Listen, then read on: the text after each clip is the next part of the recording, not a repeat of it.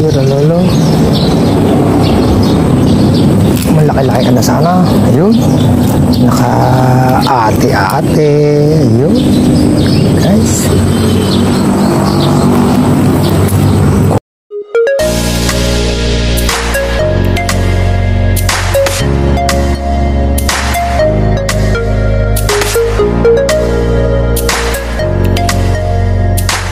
At sa magandang araw na naman sa atin mga katoto, and welcome back to another episode ng ating fishing adventure. Solo fishing tayo ngayon, pero kahapon guys domestic tayo, no? Sa may Kandating.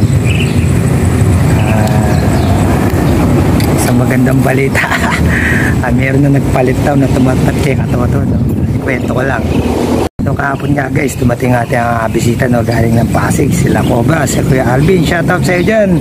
Sama sila Robin, tsaka sila Ninang, no, tsaka yung kanya misis, si Bel. Ayun, sabi ni Bel, gusto niya ma-experience. Ayun, dumating yung pagkakataon. Magkadikit kami ni Bel ng pwesto sa spot, no. Isang kaway lang ang gapit niya, ako dalawang bingwet, si Taw-Taw, tsaka si Lolo. Inilang paso niya ako, ang lalaki na huli niya kahapon. So naging trabaho lang natin kahapon guys, yung tagatanggal ng huli niya Ate Bel, no? Shoutout sa iyo dyan, ang galing-galing mo. Ikaw pa lang for the first time mga tumapat kay katoto sa Coragi. Inilang paso mo pa ako. So tingnan natin magiging kapalaran sa araw na to. So binibiro ko nga siya, sasabi ko sa susunod ay papagamit ko sa yung bingwit is yung walang taga. Tatali ko lang kako yung bulate para di mo ako maapi-api. So good luck sa susunod na pagdalaw dito at siguradong sasama yun. Tatanggal ako na ng taga yung bingwit mo. Pat location natin guys, dito lang tayo sa may mahiwagang bato ni Darna, no? So kahapon na andito sila Cadensyo, shoutout sa dyan, tsaka si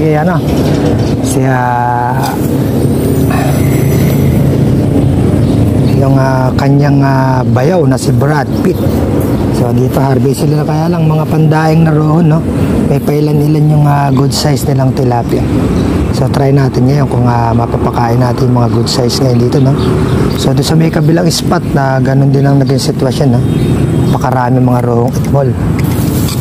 So dito sabay-sabay naman itong tatlong bingwit natin, no? Yun, ang nakahuli pala si Taw-Taw. Mali, isa prank. Hindi pala si Lolo ang nakahuli, si Taw-Taw. Itmol rohong arroyo na ate mo na siyang pawawalans. Go to your mama. So makagat naman nga dito sa spot natin ngayon, no, katoto yun, no? Halos kabibitaw mo lang, mayroon na mga makain, no? Yan, mga arroyo. Yan ang mga arroyo sila. Baka dumating sila, ano, papakinabangan nila yung pandaing. So yung medyo alanganong maliliit lang, re-release muna natin, no? Wala pa sila Cadensyo at saka si Brad Pitt. Attention na guys, no, yung ating dala mga pamingwit, isa lang ang may floater, no, si Lolo lang. So yung dalawa natin is ano lang sila, wala silang floater, no.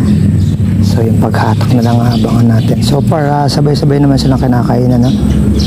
Kaya lang hindi ko maipapakita sa inyo yung kain. Yung takbo na lang siguro ng tali ito. So chest tape tong gamit nating camera holder, no. Medyo magkakaroon ng paglilikot, no? Pasensya na po sa magiging coverage natin ngayon. Oy, sumabit pa sa bato.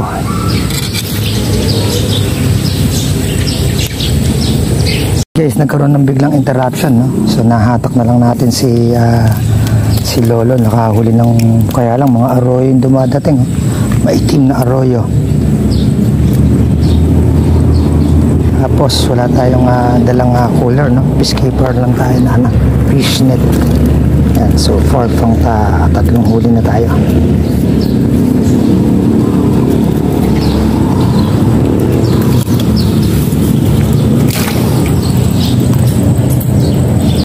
Sa mga amigo naman po natin na mga angler, no, good news, kumakain na uli sa Pangaebonan, no.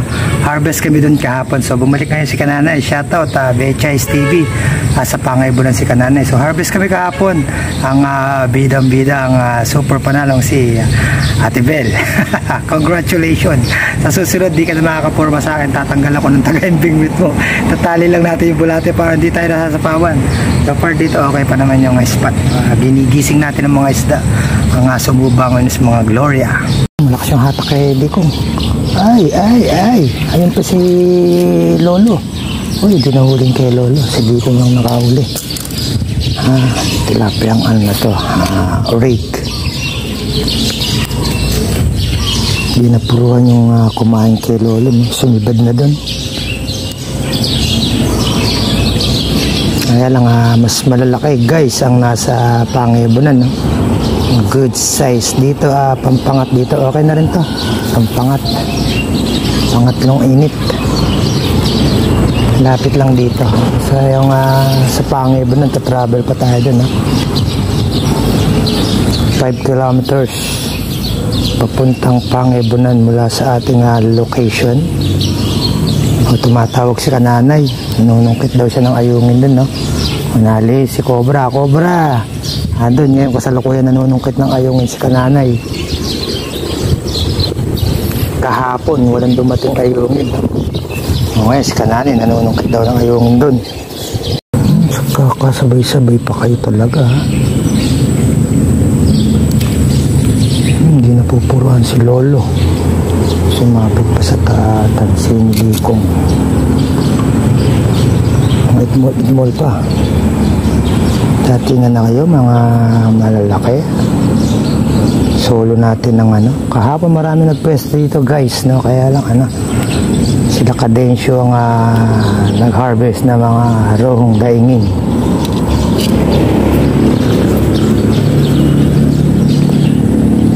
Derinig ka, napain mo si Lolo. Sabay pa silang dalawa ni Dikong. Ayun, another Gloria pa rin. Nagpain si Dikong. Mga Gloria lumapit na isla natin guys. Naman, si Lolo na naman nakahuli. Opo, sinabit-sabit mo pa yan? Walang pala. Kung makasabit ka pa ng kapwa mo pamingwit, tawagin mo yung Lolo mo. Nagdamay ka pa, ha? Ulit talaga si Lolo. Bug! Ayun, huli na. Umuulan ng arroyo. Puro arroyo oys. For donation. Buhay na naman ang ating bato ni Darna. Yan tayo sa gilid guys, no?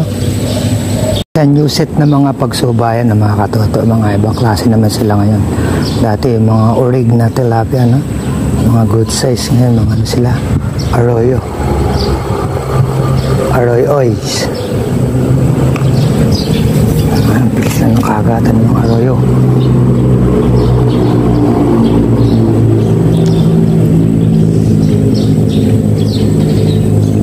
Sabay na naman silang dalang Dikong. Basta tao-tao din, kinakainan din. Ay, itmol. Release lang natin yung mga itmol. Wapain ni Lolo Dikong. Ayun. Ay, for releasing din. Mga arroyo ang itda. Saan ka na? Ayun, nakawala na pala yung kay Tao-Taos.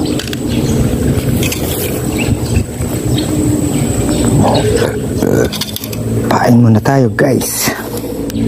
Ganito. Ayan. Pangat na to.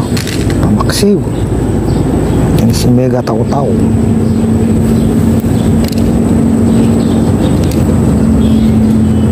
Maghahalo na sila, no? Arroyo at saka orig.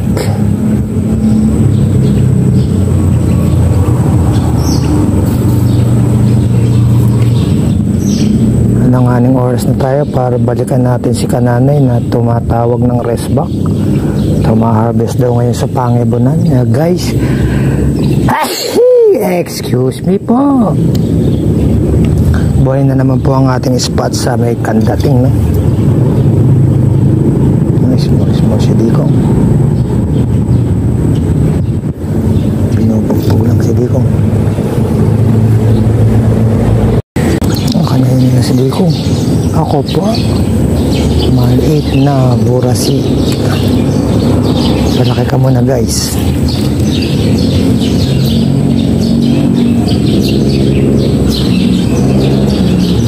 Ay, lolo. Ay, napuruhan. Taw-taw.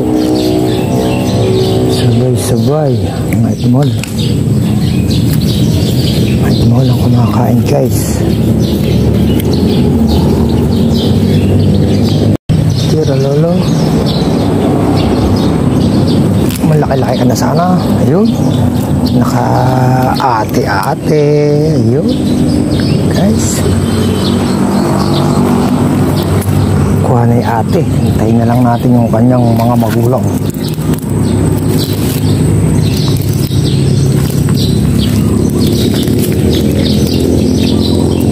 Sige, palaki-palaki na. Eray. Kamanusok, guys. Saan ka na? Nanunusok, guys. Pumasok ka na dyan sa lalagyan. Ay, tigas talaga ulo mo, guys.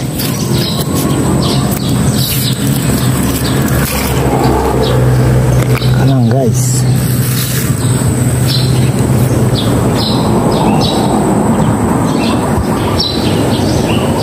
Ikaw man, makain. Pinahuli.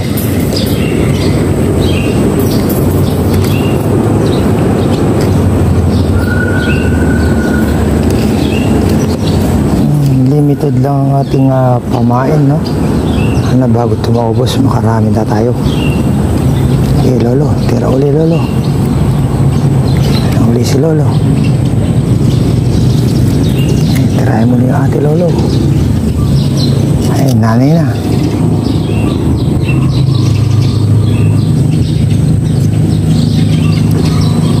Naiya pa ng konti. Tirahin mo na nga.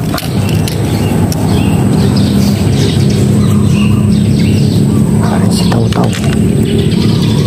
Pain. Ganda yung kagat kaya di ko. Taka na ng palo. Sabay pa sa nilalo.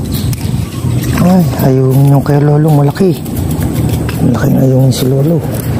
Ano? Hinahantik natin kapon. Ay, hindi na huling kay di ko. Sa prank.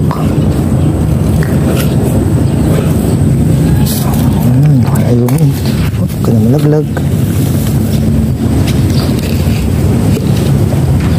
Wala mo na kasi pamain. May ayungin.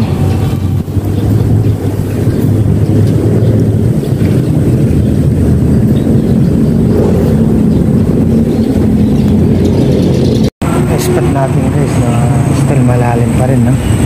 Hindi na kung anayin daw ng November magsha-shutdown ng ilog, no? So baka makatry tayo sa ilog. Yun lang nga bali-balita. May shutdown ng ilog. So itong spot natin na to hanggang doon matutuyan to ng tubig, no? Higing konti na ng tubig dito. Isang dangkal na lang ang matitira ng tubig dito.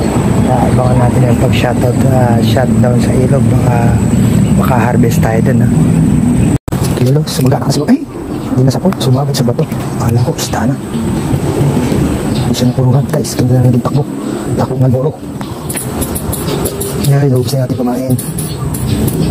Ganda yung tables natin na tulis. Pagdating sa puro tilapia ito ay yung wala ng klase ng isla. Pwede yung stone na ito. Ito na natin sila ng 5 size. Mas taw-taw. Eh? Tapos, lakas na sa kumain. Ano sa lalo? Hindi na agad. Ganda. Kadang gabuntat, walang kula. Ay, lolo. Hulihin mo na siya, lolo.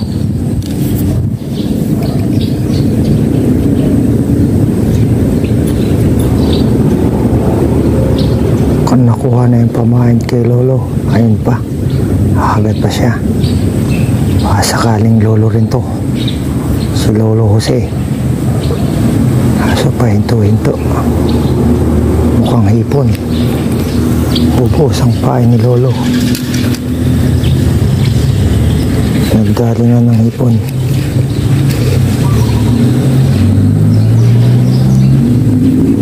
Huli na kayo namang huli. Kunti lang ang pumain natin. Sponsor lang ni Charlie Nibulado.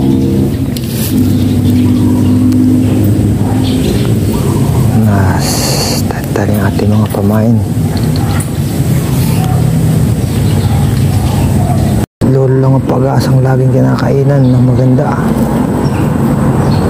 Yan, malaki sana to.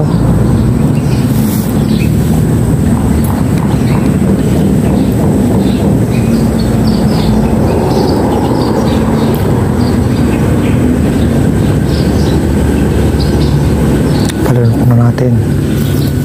Nukuin mo na guys.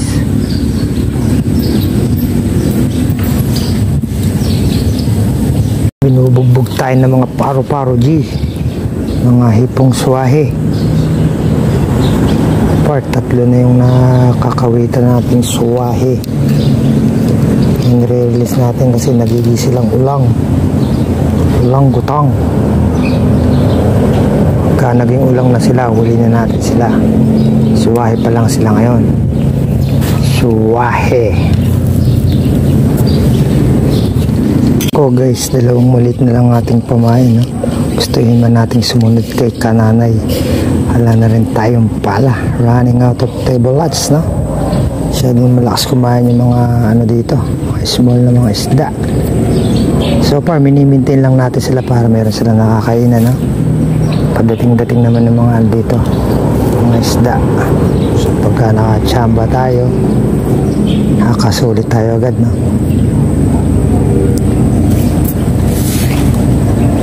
Okay guys, running out of bullets na tayo, no? Pack up na muna tayo at tapos na yung ating pamain, no?